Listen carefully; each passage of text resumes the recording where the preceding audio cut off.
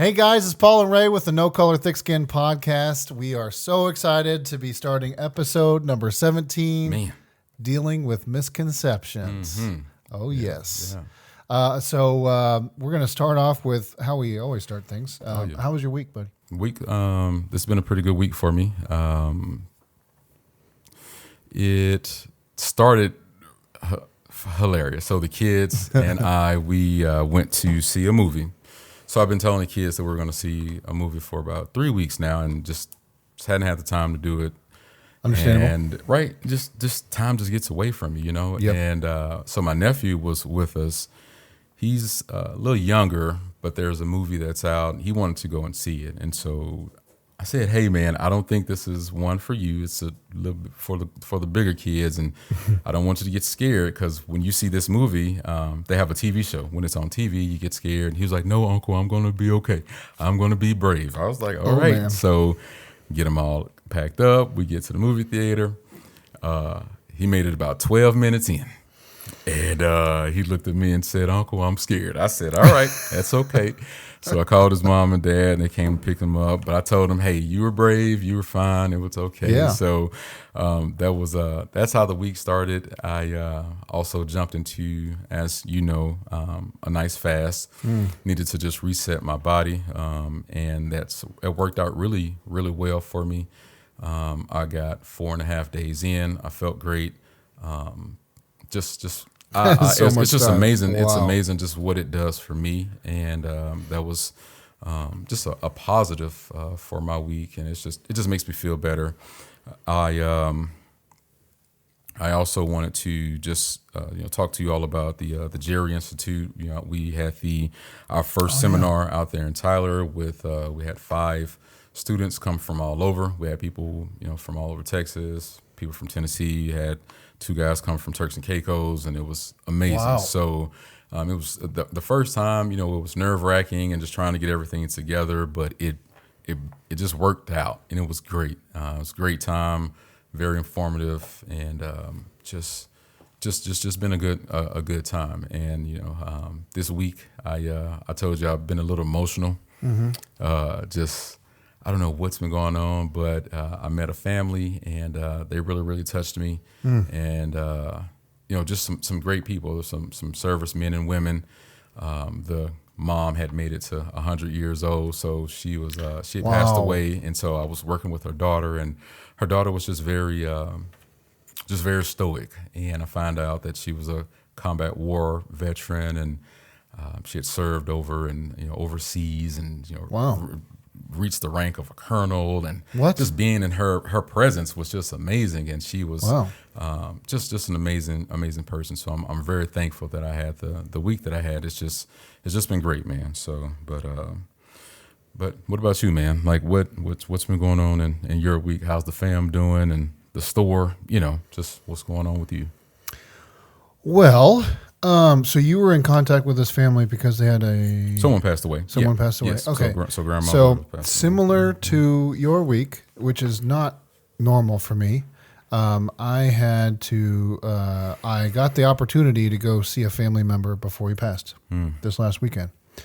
And he did end up, I had a family member that had a brain tumor, and it's called,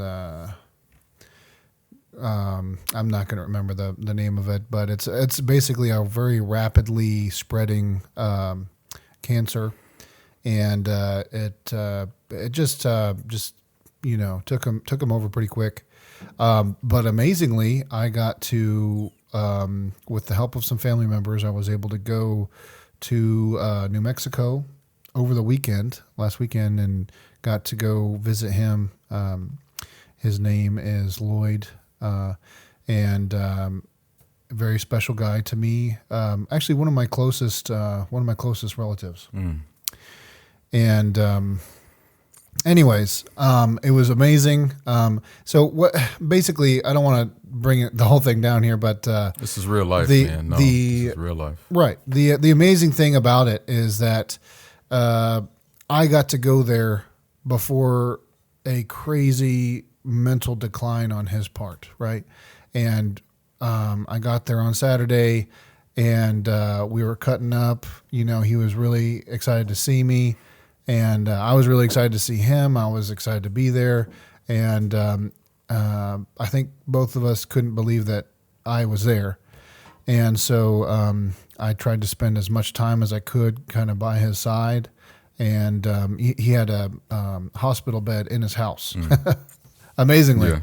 Anyways, I got to see him, and it was a miracle, really, that I got to go see him. And, all of his family members and friends that were there to say how much he means to them, and also help and provide service to him, helping him, as in his last days.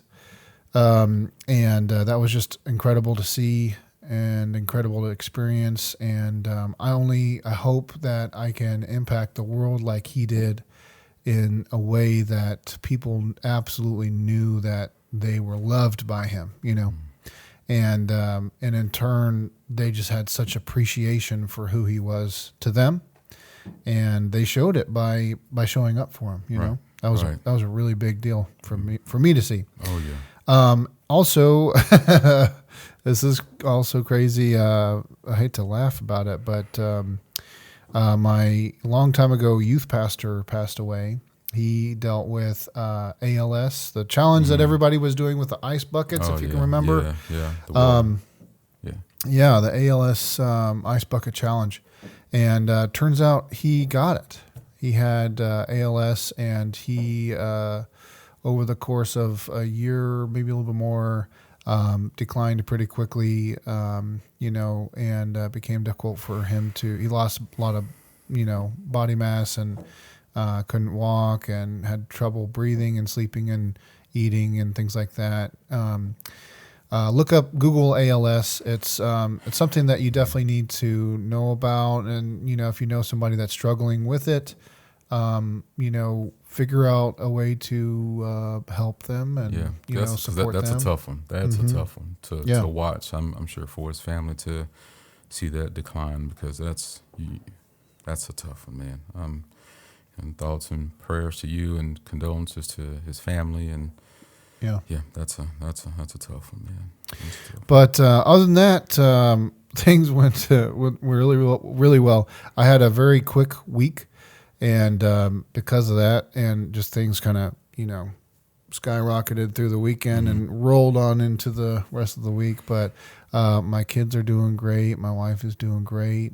Things are doing good. Good. With the trip out to New Mexico, who all made the trip with you? It was just me. Just you? Just grind that whole thing out by yourself, huh? Yeah.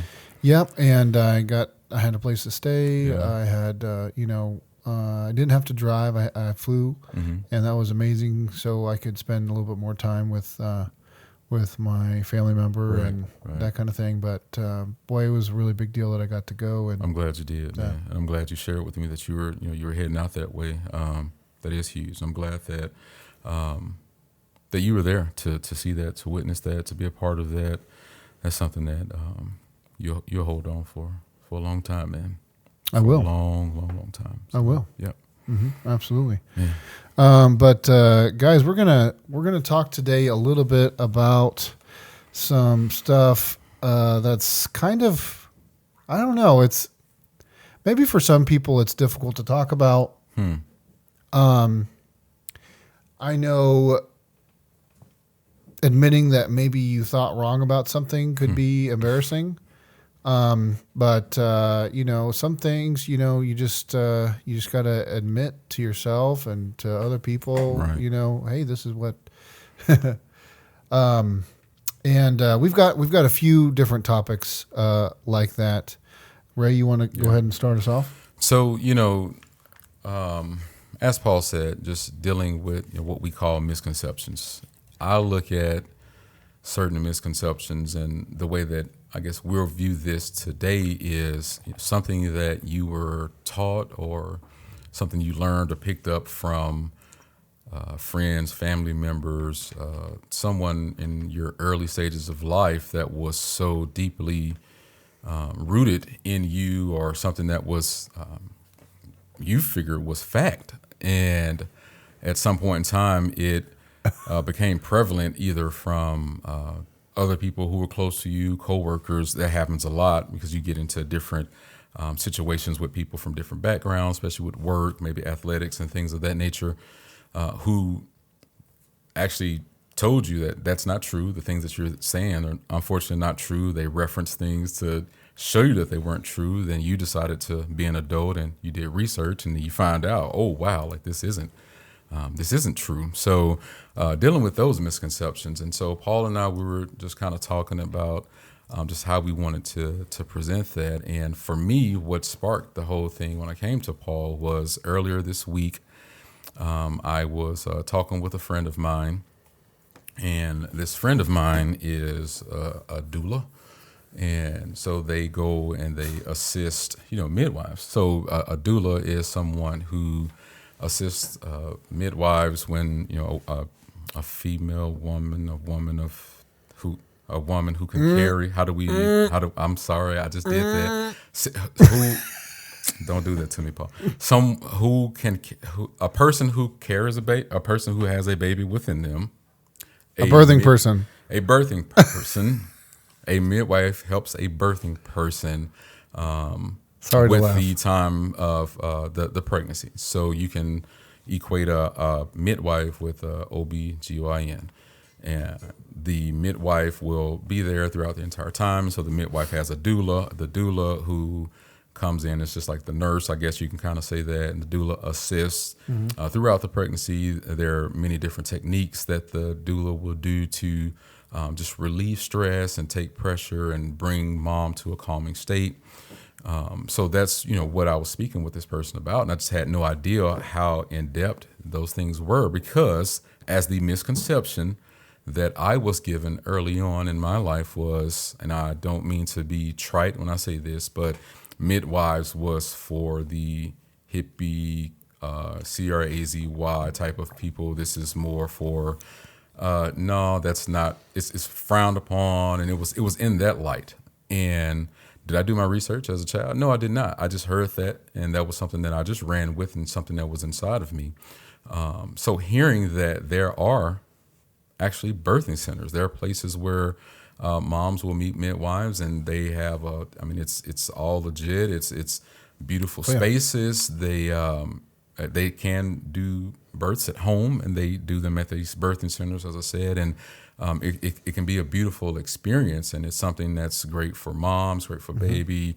Hopefully, if dad is able to be a part of it, it's great for dad as well. And it just blew my mind because, as a grown man now, there's another misconception to where I was like, wow, I have to do research upon this. And I found out there are just some extraordinary individuals who are assisting these women who are pregnant, and they have some places where some hospitals are even, they're changing their views, and they're allowing midwives and midwives and doulas and things to come into the hospitals. They're not looked upon negatively, and it was just something that blew my mind. So that's where this all started, and I told Paul I just needed to get that out there because, like I said, as a grown man, there's something that I had to check myself on, learn, do research, and find out that, maybe, some OBGYNs just aren't the best. Maybe they are just looking for, quote unquote, the best way to get the maximum amount of, dollars that they can. And when you hear that, it's like, wow, okay, so if you do a C-section, you have a scheduled C-section, you can bill the insurance company more. So why don't we do all this so we can get more money? And so now my heart hurts because it's like, wow, now we have to look at these things even deeper as a society, and especially with us having daughters, it's just more things to just learn and know. So that really threw me for a curveball this week, my friend. It's like learning that nurses can be men. Right.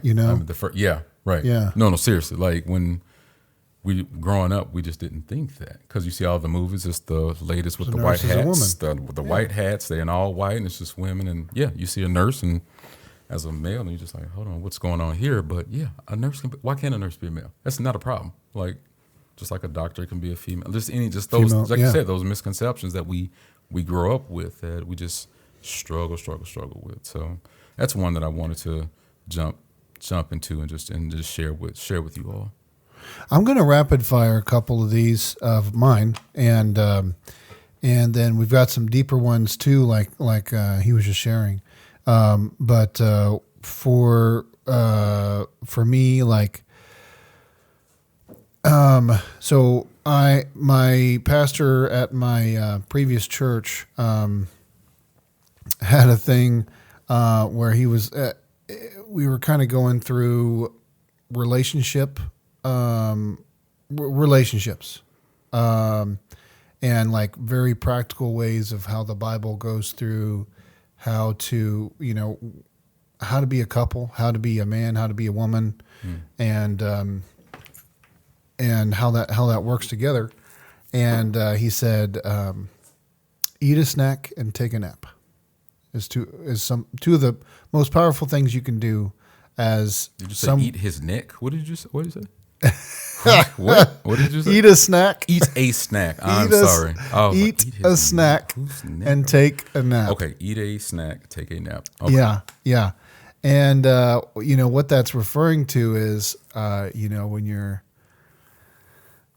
not getting along with your partner, and you've got whether it's resentment or jealousy or anger, or all the things, combined going on inside of you.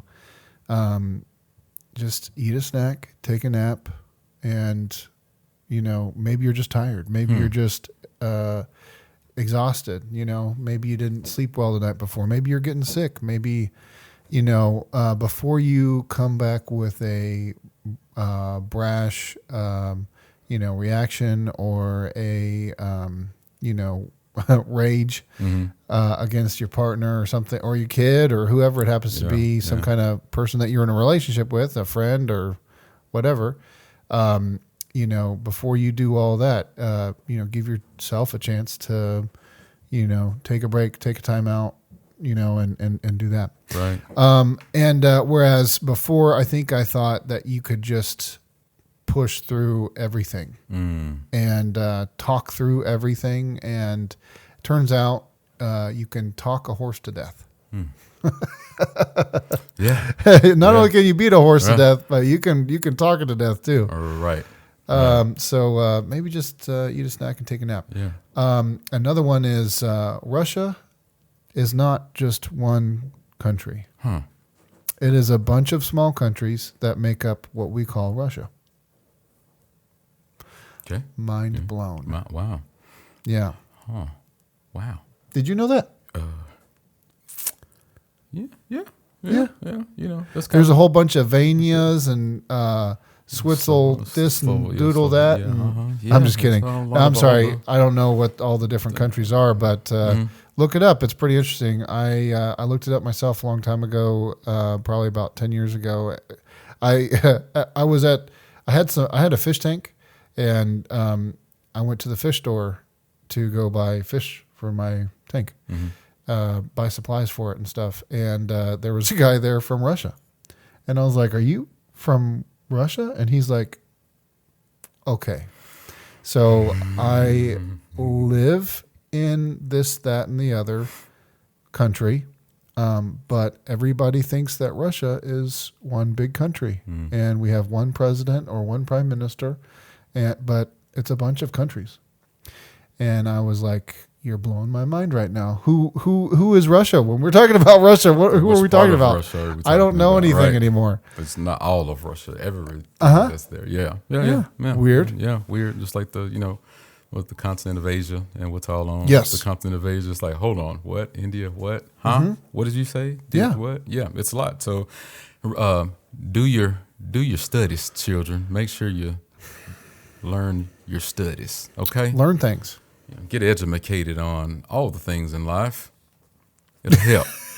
So that's a misconception for sure. And I mean, you even said to me, just recently, like this podcast was started off of a misconception, Paul. So, yes. What misconception of that you had that gave you the inclination to, step out the way that you did?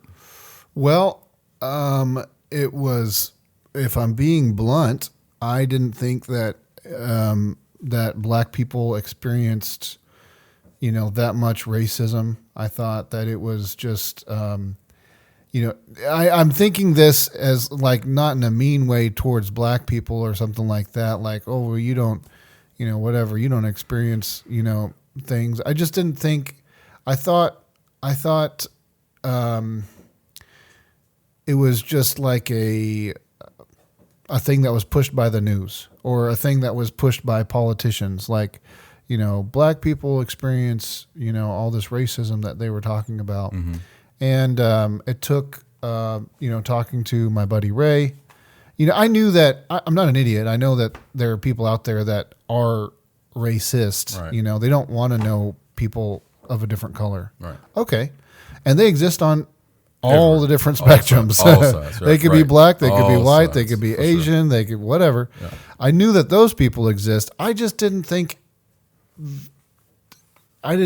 so many people had actually experienced racism. I thought it was like perceived by them. And not that I was going around going, you're not experiencing racism. Well, hey, let me tell you, like, you're not feeling that. Sit down. You don't need to calm down. No, that wasn't me. Yeah, for sure. But I was, I did have a misconception about that, and I will say, I just didn't know. That is the exact right thing you're supposed to. You just didn't know, Paul. I didn't. Because why would you need? And that's not me being facetious about saying this, but why would you need to know if it isn't just in your daily life, in your wheelhouse to see often, not even just every day, if you didn't see it and it it's only being seen, on film and on videos and different things of that nature. It wasn't anything that you saw directly, and you did what you were supposed to do. You reached out and you had a conversation, and we had conversations, and boom, like it was so refreshing to have that conversation with you. It was, like you said, this is a whole thing based off of a misconception, and it wasn't a bad misconception. I don't think, your parents or anyone just spoke negatively, down about. I think I came up with that on my own, really. Well, I think it was just. Yeah, I mean, I can see that, but just being in the environment that you're in, like I said, if you're not seeing that, like I can't speak to, things that are happening, overseas and things that may be going on over there because I don't see it often. Oh, the Okinawans don't like white people. Oh, okay. For sure. Right. Hey. But I didn't know that when I was a kid. Yeah. So I wouldn't know. Wouldn't know. Wow. Huh. I found that out later. Wow. I don't mean all Okinawans, and I don't, I'm not, but they really didn't like the Americans because we took over their island. The blonde boy came over here. What you doing? They loved me. Stuff, so. Let me tell you that. They would rub my head. Oh, boy. Because blonde hair is good luck in Japanese culture. Well, hey, you had a win then. You were winning. Know. You were winning, which is good because I want my friends to always win. So something else that I'll do a couple of quick ones as well. So when, growing up, we always are told that, hey, you got to make sure you have 3 solid square meals every day. You got to make sure you get your breakfast, get that lunch, get your dinner, make sure they're good. You may want to have a snack here or there. You want to look at this thing that we have. It's called a periodic chart of the food groups and food pyramid. Have this pyramid of how many different things that you want to have. And it's like, oh, wow, you want me to have how many servings of bread and all the flours and the sugar? Say what? So those were something that we thought that, hey, this is what we're supposed to have. I honestly lived a great chunk of my life thinking that every 4 hours, like I was supposed to eat something. So 8 o'clock, it was breakfast. Noon, it was lunch. 4 o'clock, there was some kind of a mid snack, lunch, dinner type of meal-ish, hot pockets or whatever we would have. And then you have your dinner. And that was just what we thought. And I don't know if you know this, Paul, but we as black people, we love us some bread. And we eat bread every meal. It doesn't matter if it's I didn't know rolls, that. biscuits, cornbread, light bread, makes sense, white though. bread, wheat bread, all the breads. The breads are a very big staple. Breads, rice, It's potatoes, like Italians. or yeah, come on, man. So all that. So when you grow up and you think that, and then we grew up in the $5 $5 foot long. Hey, come on up here to Subway. We got a whole loaf of bread, right? Yeah. We're gonna cut it. We're gonna put some stuff in there, and we're gonna give it to you. You get for $5. It's $5, man. $5 So awesome. hairs. $5 hairs. You got a foot. Not long. a 6-inch. Listen, a whole loaf. You getting a loaf. $5, and you get that. So we were eating $5 footlongs, like a whole deal of bread, like, and that's just what we knew because that was what we saw it. It must be fine. And then I started to, go on this journey, and I started learning about fasting and different things. And I was like, oh, this is crazy. But then I started hearing people about their mental, the results that they were getting mentally, and you can see the results that they were having physically. And I was like, I'll look into it. And I tried it, and I was like, oh, wow. So like this whole thing of I'm going to put myself in cardiac arrest, or I'm going to, be in the hospital, or I maybe even die if I don't eat in one day. Like, that's not true. So for me, that was something that was a misconception that I had to take a step back, man, and just do some research, and it's been wonderful. I've got so many questions. So guys, if you may not know this, but Ray is actually a very experienced faster. And what that means is he can go not just like breakfast, right? That's what people not breakfast. Not breaking your fast. Not breaking the fast. No, he's an experienced faster.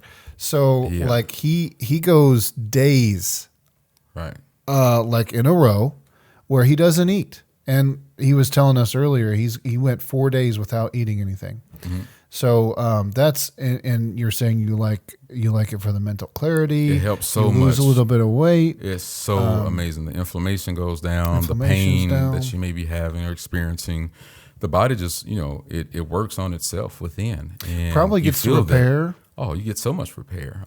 You know the shoulder pain that I have often, and my shoulder's been feeling great this week. Also, I sat in the sauna a few days as well, so I was able to sweat out even more.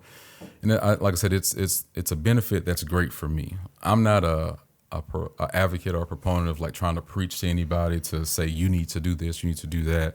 If you want to do it, that's great. I know some friends who've gone on the journey with me before in the past and who worked on it, and it's for some people and it's not for some people, which is completely fine. But I feel that the mental, even though the physical is great, the mental that you receive from being able to tell yourself, hey, I know you think you're hungry right now, but you're really not hungry. So you can get you some electrolytes, you can chew on some ice, but you are stronger than this and you're better than this. And once you get those electrolytes in you, then you keep on moving. That being able to tell yourself that while you're seeing, your kids eating ding dongs and cotton candy and ice cream, and your coworkers going to Whataburger, and you got Chinese food here and fried rice there, and everybody just got food everywhere, and you're able to just sit there and stay in your zone and complete that task. Man, I feel that just upcharges you so mentally that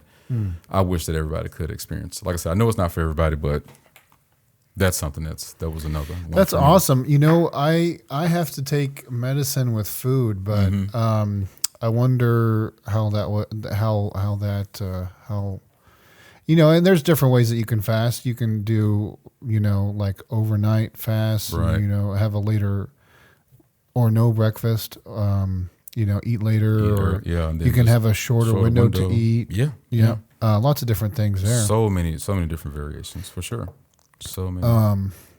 In a similar way, I feel like I am actually on the way to lose some weight myself and get in shape. I should say get in shape, be healthier, right. Get in shape. And something that really is, you don't realize it until you do it, but you don't get instant results.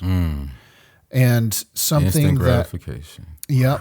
And that unfortunately has been a part of my life, and it probably is, like, everybody struggles with this, but you make one positive move in life in general, and you expect that you're going to get some sort of reward, or some doors going to open with opportunity waiting on the other side. And but it doesn't, and really, I don't believe in luck. I believe that, doing the right thing many, many times over and putting yourself in the right position to accept whatever it is that you're trying to get to, that is real. Yeah, like you said, I think preparation is the key to success. I think that's what it is. To be successful, you have to be prepared. It's not, like you said, luck. It's not that one shot of, oh, wow, I'm going to win a lot, and this is it, and we're going to get this success, we're going to do that. And even, like you said, once you become successful in something, your misconception could be, oh, like, I figured it out.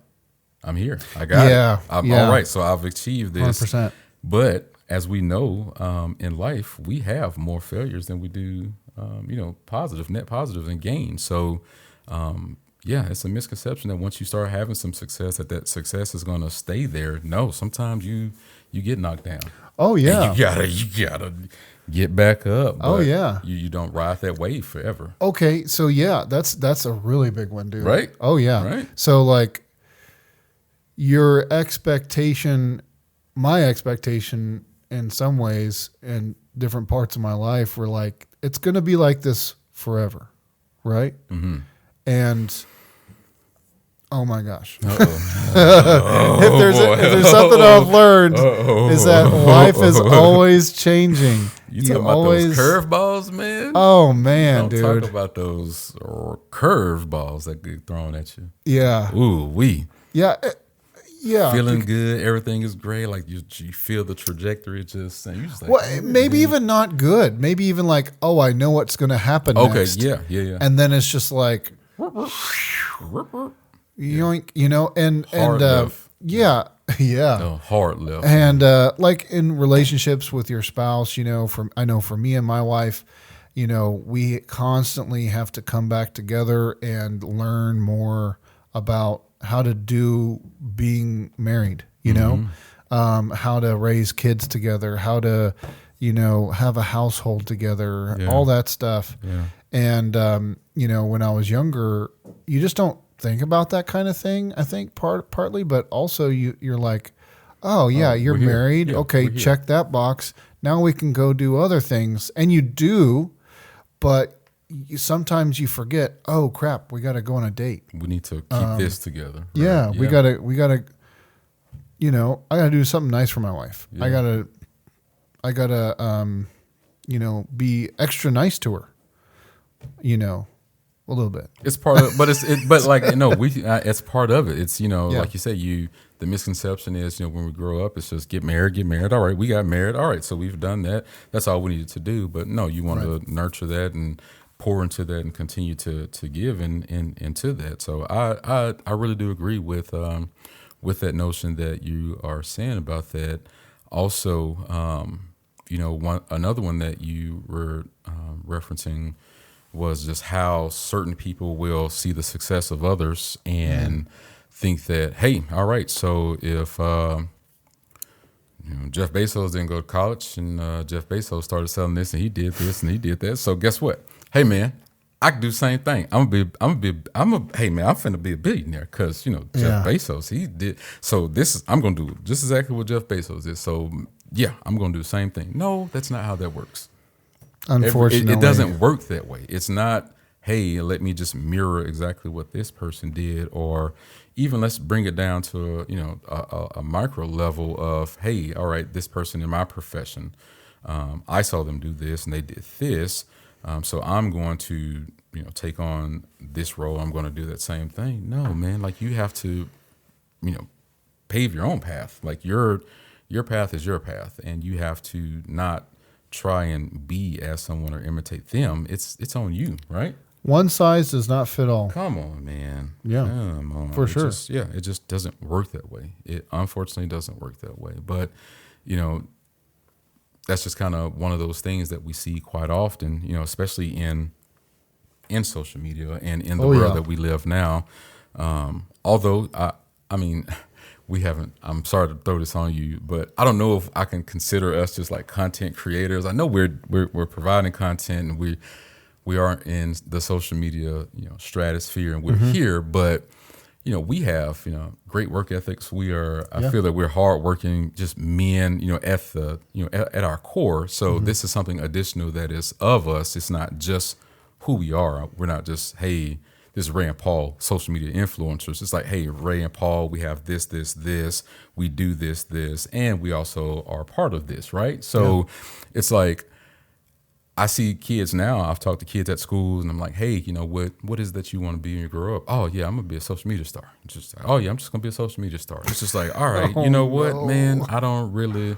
I'm not here to, you know, bring anybody's dreams down or anything, but I think we need to do a better, do a little bit more with them to see that, to just show them that there's more out there than just, you know, having to be the next Jake Paul. Either no offense to Jake Paul or anybody, but just trying to be the next, you know, Jake, or the next this or the next that. It's like, all right, okay, you know, do you? But do you for the sure? Thing is, for sure. The thing is, you know, that path is very well beaten. Big time. Big time. Wow, just wow. Another one. Money equals happiness. Man. I have learned this lesson so many times over. You'd think I'd get it personally, you know, but so when I first started working, I was working for free I was a volunteer camp counselor at the YMCA. I helped their youth. I was like I said, volunteer camp counselor for their camp for the youth. And that was one of the most rewarding jobs I've ever had. You know, I still live with my parents. Obviously, I think I was like 15, maybe. You know, and I think the next one that I did that was right before I started getting paid for a job was I would decorate cheesecake. I'm sorry? I would decorate cheesecake for this. Actually, if you grew up in the Flower Mound area, this was called the Coffee Clatch and Deli. It was in Parker Square, big red brick shopping center there in Flower Mound, in Dallas, Texas, and it was called the Coffee Clatch and Deli. They made really good coffee, and they had like lunch sandwiches and salads and stuff like that. And they served the best cheesecake. And I don't know why I was good at this, but they showed me how to do it, and I was like, I could do this like every day. And they were like, yeah, if you could do that every day, that would be great. And I was like, cool. They're like, there's one problem, we can't pay you. And I was like, what if I worked for cheesecake? And they were like, sure. So I worked there for cheesecake, and I decorated cheesecake. Work for food. And yeah, my buddy was whipping up the cheesecake decorations for slices of cheesecake. My goodness. Hey, and those were some of the most rewarding jobs I ever had. My goodness, man. Yeah, that's hilarious. I had no idea you were this cheesecake decorating machine. I guess. Well, I was. I don't know how to do it. Oh man, it's riding a bike. I'm sure we get the supplies and all the ingredients. I'm sure you'll be able to whip. I'd be the guy up there doing the goose. Yeah, all that. That's funny because so I agree with the money notion. I'm sure just as, you know, protectors and providers as we are, and just being logically thinking. We do understand that money is something that we have to have, and it does make life easier, and it allows us to give to the people that we love the way that we want to. Can it be encompassing in times and make things difficult? Absolutely. And you can lose yourself doing that. So chasing a dollar, you can do that. And I tell people, especially the apprentices that are in the profession that I'm in, hey man, everything doesn't have to have a bag attached to it. Yeah. And I'll break that down to you as you don't have to get paid for every single thing that you're doing while you're on your journey as you are becoming great. So there are many times I worked for free for some owners in the funeral professions, for some people, because one, it allowed me to get my feet wet and learning a few different things. I was able to be in their space. They were comfortable knowing that I had integrity. They were not able to pay me, but I took payment in just learning and knowledge, gaining valuable information. That was huge for me. So experience, knowledge, experience, wisdom, all of that. So the misconception could have been, no, like if you can't pay me, no, I'm not coming up here to do that. But I was like, no, like I will look at this from a different lens, and I will put this work in and do these things to assist me in being better in my profession. And let me tell you, it's been fantastic. It's been amazing for me. So I try to, impart that to some of the people coming in, but a lot of times they just don't hear it. They don't listen because they feel that it's a sign of disrespect if they're not getting that that monetary value at that time. And I'm telling them, this is a marathon. This isn't a sprint. This is a marathon. So yeah, that's a big one. That is big. Yeah, man. Wow. Yeah. Another thing, and this is kind of, some of these can be really deep, but we'll kind of run through this kind of quick, but relationships solve everything. Mm-hmm. This kind of coincides with having a person that is, I hate to say it, but like dependent on someone else to be okay with life. And, as you get older and more mature, you hope to, grow deeper into the person that you want to become. If you're a religious person or a person of faith, you want to grow deeper in the relationship with your creator, whatever, thing that you do. Like for me, I'm a Christian. I believe that, I want to grow deeper in the relationship with Jesus Christ. It's the faith that you have. Mm-hmm. With the faith and all that. And, in my opinion, with the exception of that, the relationship with people tend to let you down. And that can really, if you're one of those that really just kind of puts your identity into a relationship with someone, then when that relationship goes kaput or is broken, then you risk losing yourself to that relationship, and then you're lost. Boy. Hey, my friend, you spitting hot fire, okay? You spitting some hot fire. And that's, I hate to say it's unhealthy. It's just not productive for you. It's going to bring you pain. It's going to, and that's something that many of us have had to learn the hard way, and some still have to learn that, Big time. Putting yourself, all of yourself into a relationship with somebody, it can really hurt. But it's just, it's risky, doing something like that. And I've done it many times. And I would even say it has, made me,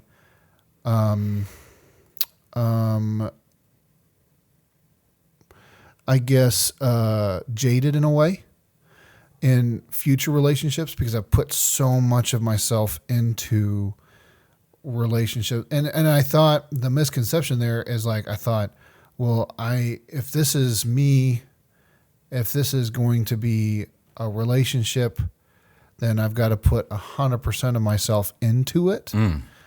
And what happened is my hand got caught in the cookie jar, that metaphorical hand in the cookie jar thing. And I couldn't pull myself back out, and it took many years to figure out that. Right. And some things you have to learn the hard way. I get that. Big time. It's not like anything I'm saying is going to like change what you're doing, but let me just say, from personal experience, it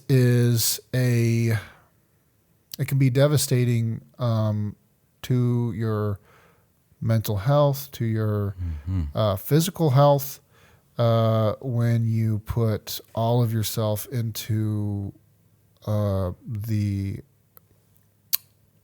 well-being of a relationship.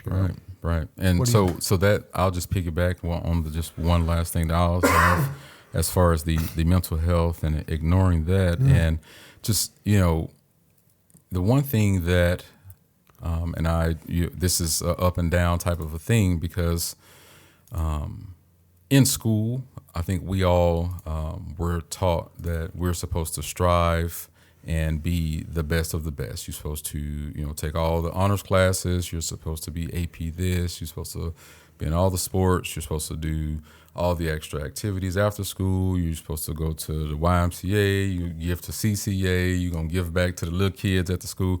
And just all these things that you're supposed to do in this time, and then going into college and college prep and, maximizing all this and doing all these things. Yet once we get, we're grown, we're out, we're living life, every day there's someone who says to me, hey man, you need to work smarter, not harder. Hey, work smarter, not harder. Like that's why are you working hard? Like, why are you doing all that? No, you need to learn how to work smarter, not harder. So why is it that, the misconception when we're younger that they're supposed to do all these different things, and, on the weekend, you got kids crying and upset because they can't be, and you hang with the family and do these things. Whereas if you just had your child to work a little smarter and be like, hey, okay, instead of taking 6 AP classes, how about we take 3 or 4, so that on the weekends that you have a little bit of free time and we can hang and we can be a family and we can do things, and all of your time just isn't spent on doing just all this schoolwork and all that. Trying to get this 4.0 and be looked at as this person. So I don't know. That's a misconception that it's like, are we supposed to work smarter, not harder, or are you supposed to be this gung ho, let's just get it all at once type of thing? So it's like that blew my mind when I thought about it. Yeah, because we hear it every single day. Work smarter, not harder, Paul. Right? Yeah. So I don't know, man. But I would say for what do you guys think? Tell us about your misconceptions. One thing that was kind of silly is one of my family members growing up thought that people that smoked were dumb. You big dummy. Big dummies and very unintelligent people. Oh, and what turns out, it turns out that some of the smartest people I've ever known smoked. No kidding. Cigarettes. What? Yeah. Really? Yeah. And so that was one of the first misconceptions that I realized earlier on in my life, that I was like, oh, well, if that was wrong, wait a minute, hang on. So then I realized that people can have, strong opinions about things, but maybe it's not a fact. And then you start to change your conceptions about things. Wow. So anyways, why don't you take us out here, Ray? Hey, so we really, really greatly appreciate you guys for going on this journey with us as we do. As we said, this is episode 17, just dealing with understanding and talking about the misconceptions of life, just things that we've experienced in life. As we say, if you are new here, we are the No Color Thick Skin podcast. If you could like us, give us a subscribe. We're on all social media platforms. We're on YouTube. We're on Spotify, Facebook. We just want to be interactive with you all and like we say, just make uncomfortable conversations comfortable. But like I said, appreciate you guys so much. My name is Ray. This is my buddy Paul. We are the No Color Thick Skin podcast, and we'll see y'all next time. See y'all.